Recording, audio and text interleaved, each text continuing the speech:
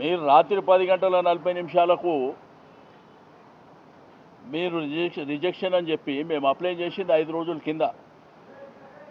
ఒకవేళ మీరు నిన్ననో మొన్ననో రిజెక్షన్ చేస్తే మేము కోర్టు ద్వారా పర్మిషన్ తీసుకుంటుంటే, ఈరోజు ముఖ్యమంత్రి గారు ఎక్కడన్నా పోతేనేమో అందరిని అరెస్ట్ చేస్తున్నారు ప్రతిపక్ష పార్టీలని.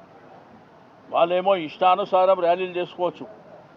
సెక్రటరేట్ రిస్ట్రిక్టెడ్ ఏరియా, సెక్రటరేట్ ముంగట కూడా ముఖ్యమంత్రి గారు పాదయాత్రలు చేసుకోవచ్చు. కానీ ప్రజాస్వామ్యం లోపల మాకు హక్కు లేనట్టు, మా అస్తిత్వం, మా సికింద్రాబాద్ ప్రజలు 220 సంవత్సరాల చరిత్ర ఉన్నటువంటి మా ప్రాంతాన్ని,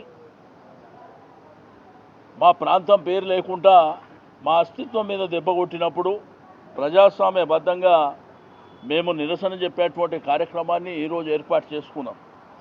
మీరు చూస్తే ఒక కర్ఫ్యూని తలపించే విధంగా కొన్ని వేలాది మంది పోలీసులు పెట్టి ఎక్కడదక్కడ అరెస్టుల పర్వం కొనసాగించడం అనేది దుర్మార్గమైనటువంటి చర్య.